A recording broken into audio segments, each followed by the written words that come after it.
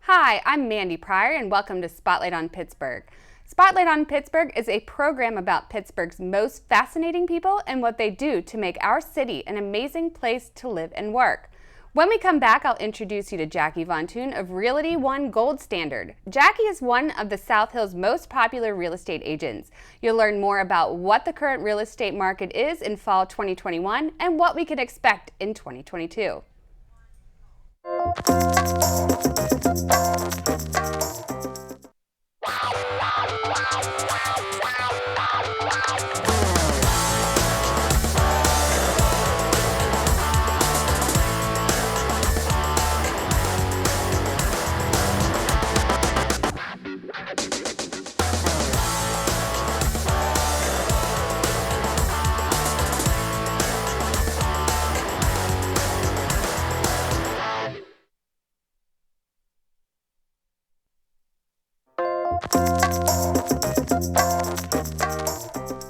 Hi, Mandy Pryor here. We are back with Jackie Von Thun. Jackie, welcome. Thank you. Thank you for having me today. You are so welcome. So I guess first and foremost, tell us a little bit about yourself. What do you do? What are your likes and dislikes? All of that good stuff. Well, I'm from South Fayette Township, but I'm born and raised from Pittsburgh. Grew up in Cecil.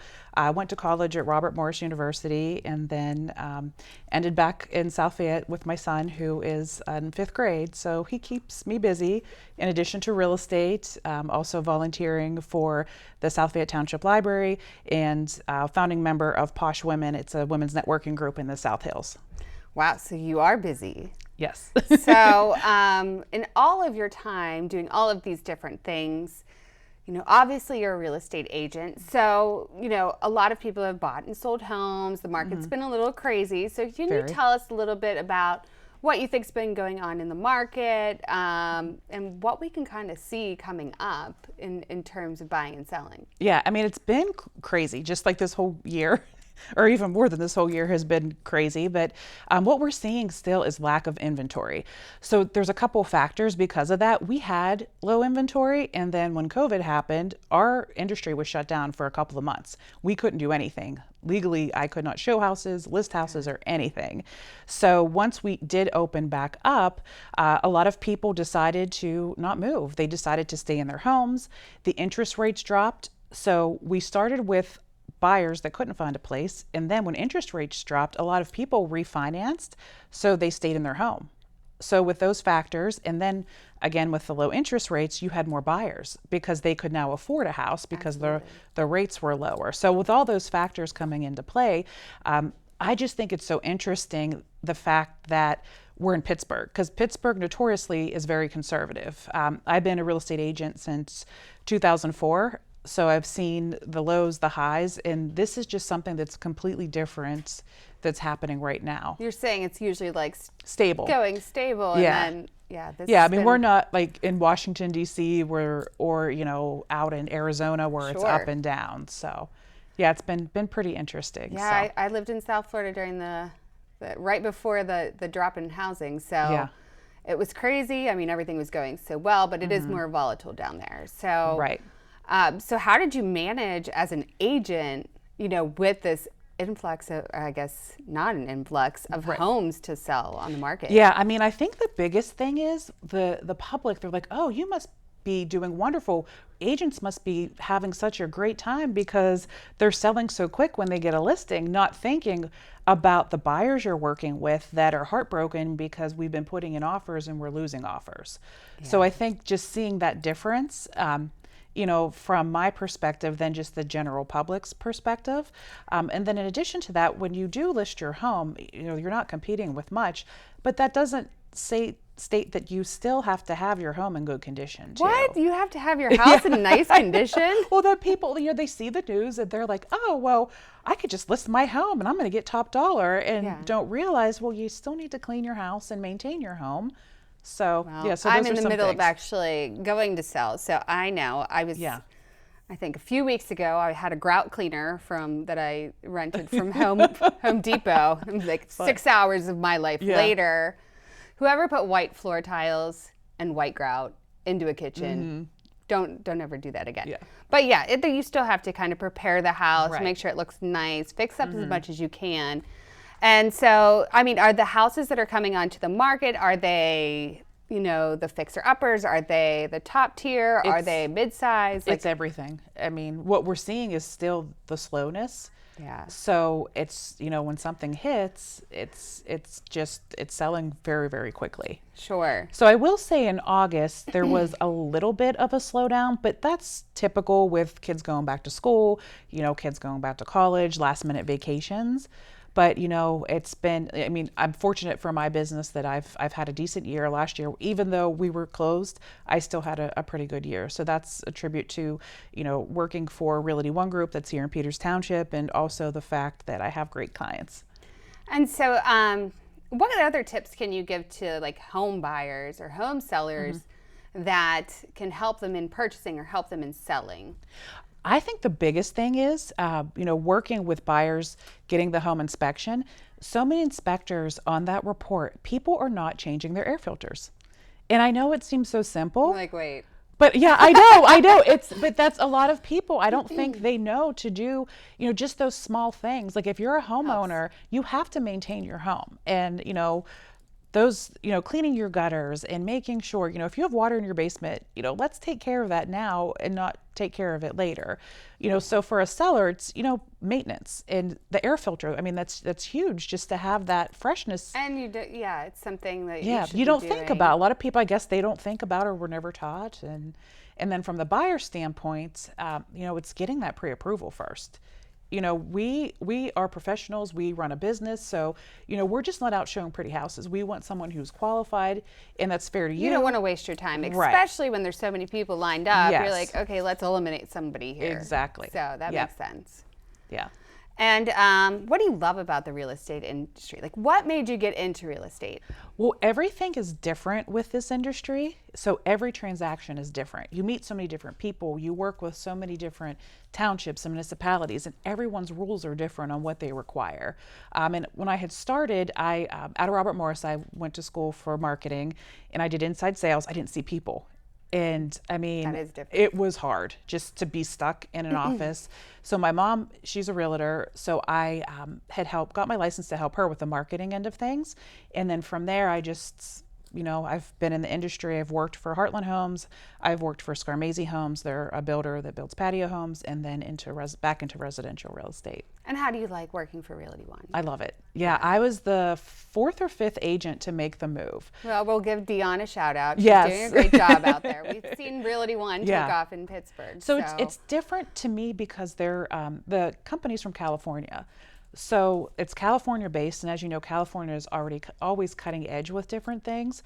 But the fact, working with someone like Dion and Mike, it's just not pressure, because we have enough pressure in this industry working with clients. We don't need that from the top level as well. So so it's been refreshing too. Absolutely. And to be part of that growth, I mean, it's amazing. It's exciting. Yes.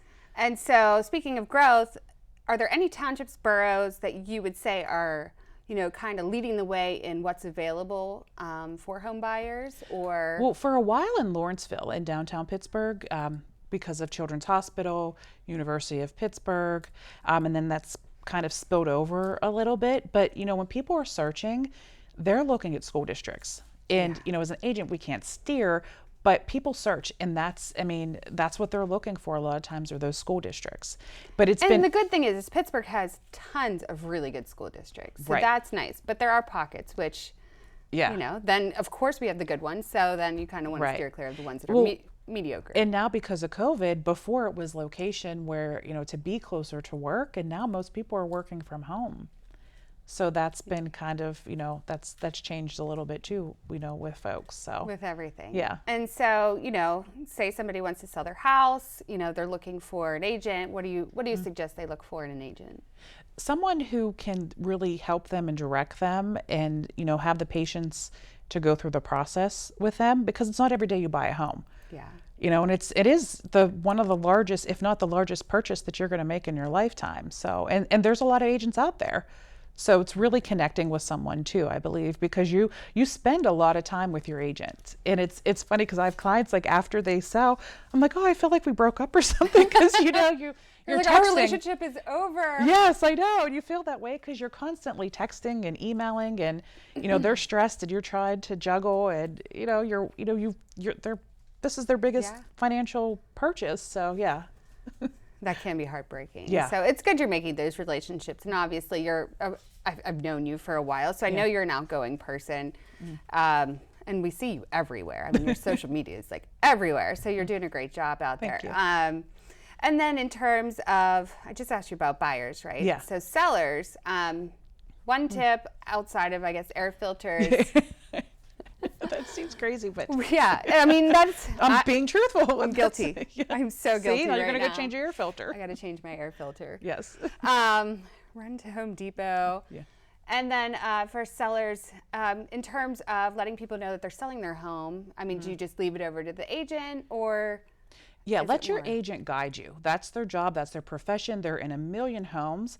A lot of people were in an HGTV world, so they see what happens there, and that's not real life. I mean, so listen to your agent, what they suggest. It's still, you want neutral, less is best. If your agent tells you to declutter. You're moving anyways. Take the stuff down, because you need someone to come in there to see themselves in your home. They want to fall in love with the home, not your stuff, and getting distracted by your stuff. So, but yeah, listen to your agent. And I mean, HGTV is great. I watch it. What's the one, the beach? The one with the beach houses or whatever. Beachfront bargain. Yes, I love that. But I do too. I mean, at the end of the day, it's really not. I mean, there's It's a lot preset. more. Yes, there's a lot more that goes on behind the scenes. This is so glamorous here. Yes, obviously. exactly. Yes. This just doesn't happen at a regular day. Yes. So.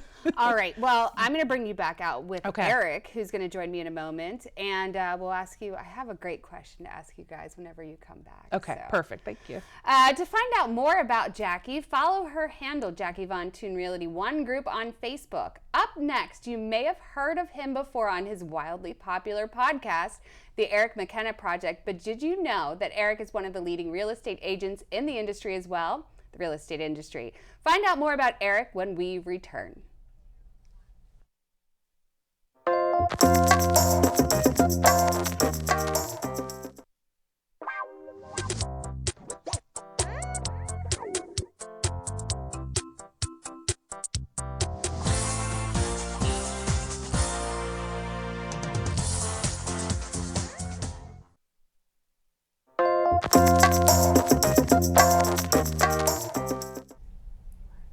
All right, we are back, and I am with Eric McKenna, who is trouble. I'm just going to start it out that way. Eric McKenna is with Compass Real Estate, new to the company, correct? Mm-hmm. And he also has a podcast that I've actually been on a couple of times. So we'll see how this goes. I'm putting him in the hot seat this time.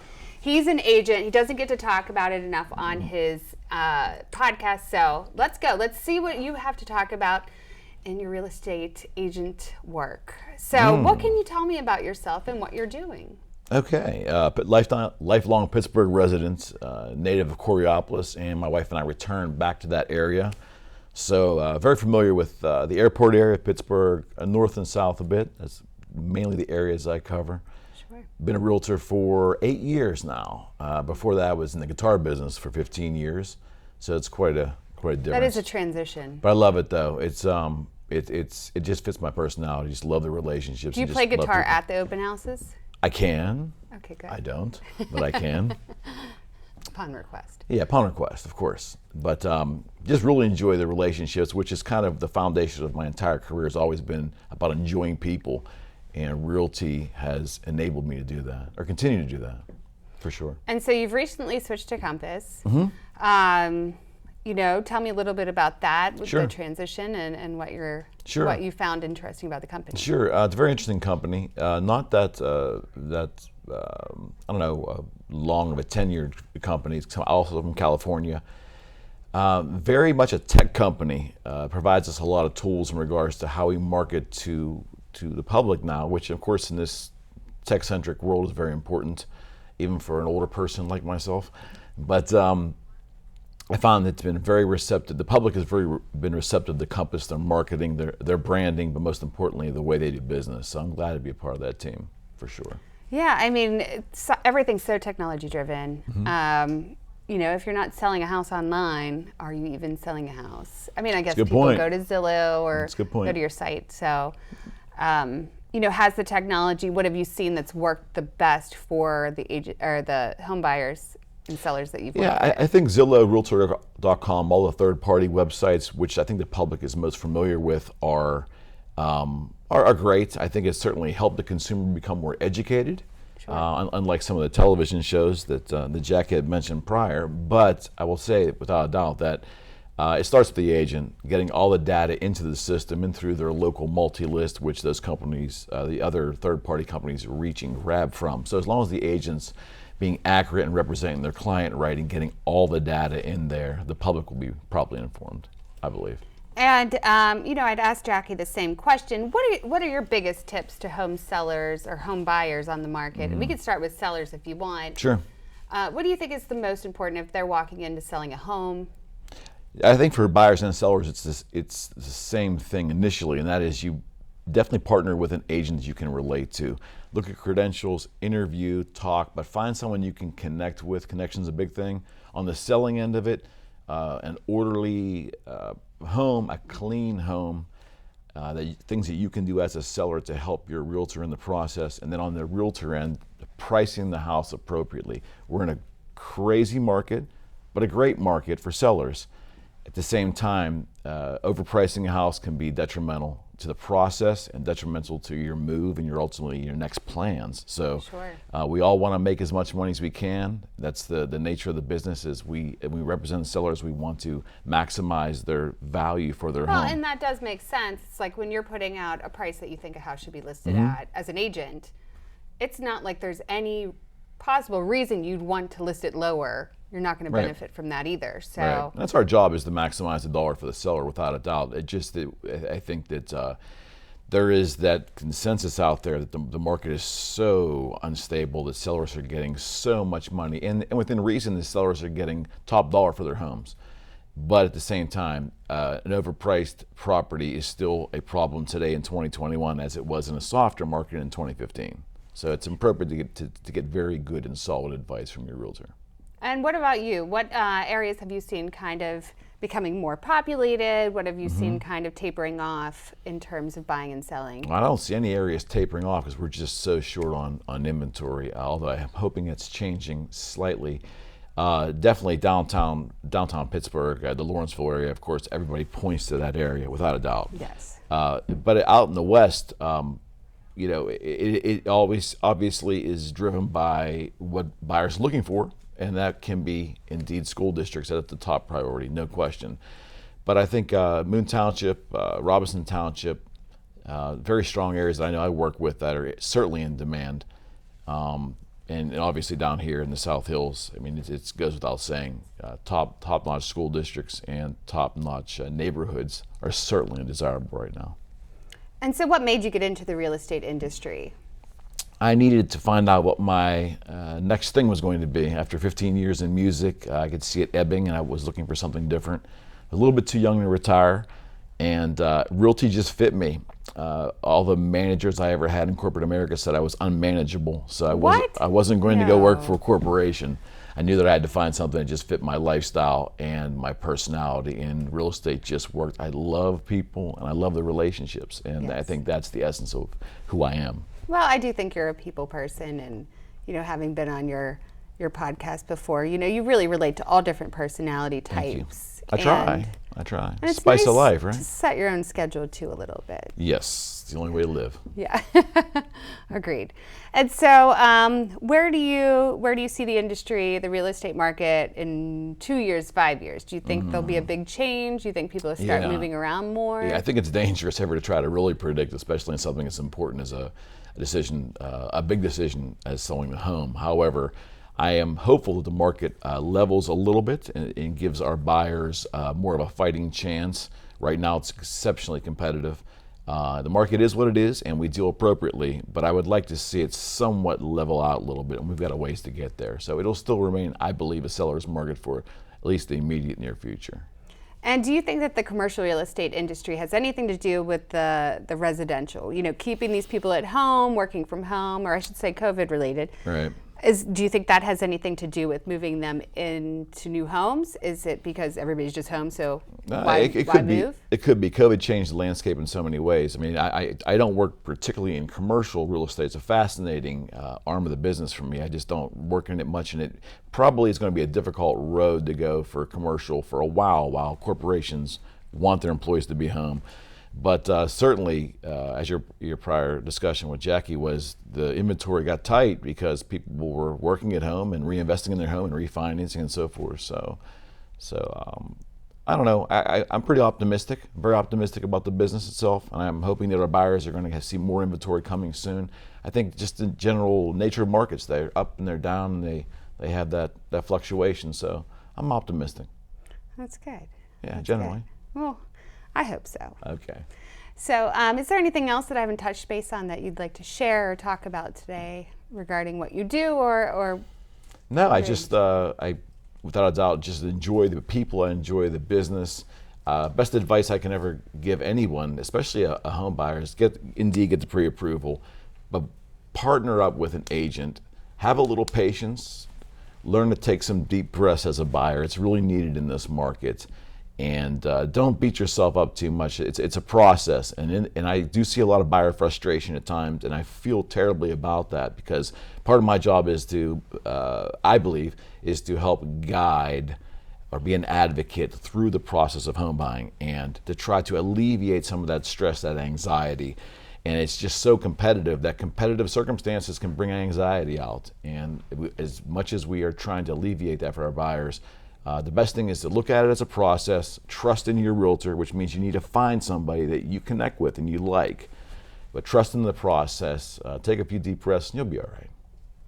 Great. Well, that's about all I have as far as what we're covering in real estate terms. We're going to bring Jackie out here in a minute for the question that I've been saving for both of you. I can't tell you what it is. Shall I be afraid? We'll see. Okay. We'll see. It's always an interesting segment at the end of the show when I bring both people out. So anyway, Fair enough. Eric, I'm game. thank you for coming on. We'll have you back after the commercial break. Thank you very much. Appreciate it. Thanks, Eric. And to learn more about Eric, go to theericmckenna.com. And when we come back from break, Jackie will join Eric back in the spotlight. See you after this commercial break.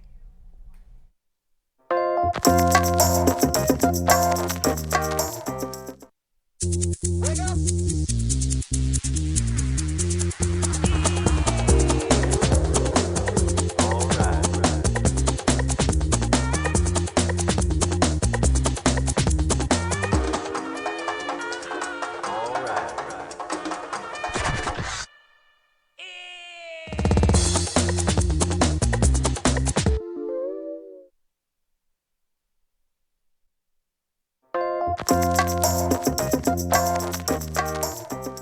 All right, Mandy Pryor, I am back with Eric and Jackie, and I have fun questions now. Now, I'm leaving my house, and I would say this is a unique characteristic, is that I have an in-house vacuum.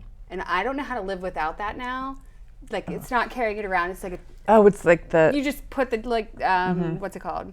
the hose. The hose, thank yes. you. You put the hose in everywhere in the house, and it's done. It's The great. central vacuum system. Yes, central vacuum. That's the fancy name. It is. It My is a fancy central vacuum system. So anyway, so that's a unique characteristic. I want to ask you guys, what is the strangest thing that you have ever seen in a house that you went, oh my goodness? And are you allowed to share that with me? Because that's even better, that I don't even know. Yeah, I'll go. The first thing that comes to mind, I was showing a buyer a house in Houston, Pennsylvania. The walls had velvet wallpaper. Wow. Yeah. So when I saw that, I had to touch it. I'm sitting there like, You have to touch yeah, it. I was petting the wall. So that was something that was very unique. It wasn't like red or crimson, was it? No, it was like purple and gold and kind of a New Orleans feel to it. Oh, okay. Yeah, very interesting. That sounds very interesting. What about you, Eric? Okay, I showed a home that ultimately my buyer bought, and it had a hidden staircase, which led to a hidden room, Oh. completely invisible. You would never have noticed it unless we Did were you pull a told it was book? there. Wait, where was this house? Robinson Township. Okay, because I had one in North Strabane that had a hidden room. Yeah, it was even different than what they call a panic room or something. But Yeah. Ultimately, there was a bookshelf that didn't push. You slid the bookshelf over, and there was the stairs. It was Oh, that's cool. a little interesting, That is a interesting. little odd. They may have filmed some movies in there. I don't know. Different, My goodness. a little different. Well, Different strokes for different folks, right? yeah. I mean, Not my cup of tea, but hey. well, that's definitely something strange. Now, what if you combine things like you had the velvet walls in the secret room? Like that would be just way over the top. Yeah. So, There was an old barber's chair in a basement once that was pretty horrifying. well, so I used to go to an ice cream store named Furman's. It was in Aspinwall as a kid, and they had their little ice cream bar stools in blue. And I was a 3-year-old. I was a little pushy. No. You don't say. And I would walk in, Nothing's and changed. the little old guys I'd be like, no, that's my seat, and it had a big piece of duct tape in blue, like over the top of it because it was split. You know, those Right. old seats. Yeah. Yes. And when the place closed down, they actually gave me the seat. Aw. So, Oh, because yeah. I was a pushy 3-year-old guy. That's You so need to get out of sweet. my seat, and these poor little old guys. Aw. It was fun. So anyway, great ice cream too. Yeah, I mean, we definitely see a lot of different things in Things. homes. Yeah, for sure. I don't have it anymore, so. Yeah.